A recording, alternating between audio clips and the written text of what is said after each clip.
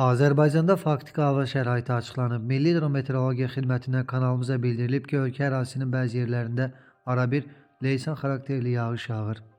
Düşən yağıntının miqdarı Lənkəranda 21, Astarada 15, Lerikdə 12, Qobustan, Şamaxı, Qəbələdə 9, İmişli, Biləsuvar, Cəlilabad, Kürdəmirdə 8, Neftçala, Yardımlı, Altıağac, İsmayıllı, Daşkəsən, Tərtər, Mingəçevir, Zərdab, Göyçay, Biləsuvar, Ağsu, Sabirabad, Naftalan, Oğuz, Yevlax, Xaltan, Gədəbəy, Sarıbaş, Qax, Ağstafa, Göygöl, Qubaqusar, Kəlbəcər, Goranboy, Laçın, Qubadlı, Şuşa, Xankəndi, Xocalı, Füzuli, eyni zamanda Bakıda və Abşeron yarımadasında isə 4 mm-ə qədər yağıntı qeydə alınır.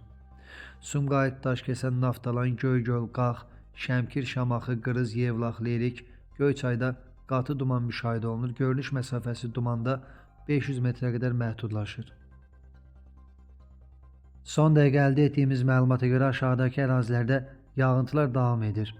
Qobustan, Naftalan, Qazax, Ağstafa, Tovuz, Şəmkir, Daşkəsən, Gədəbəy, Göygöl, Gəncə, Samux, Goranboy, Mingəçevir, Göyçay, Zərdab, Şəki, Oğuz, Qəbələ, İsmayıllı, Şamaxı, Sabirabad, Biləsuvar, Yardımlı, Lerik, Hacıqabul, Qubaqusar, Qırız, Şahdağ, Xınalıq, Xaltan, Ağsu, eyni zamanda Bakıda və Abşeron yarımadasında arabir yağış yağır. Bəzi yerlərdə yağıntılar leysan xarakterlidir və şimşək çaxır.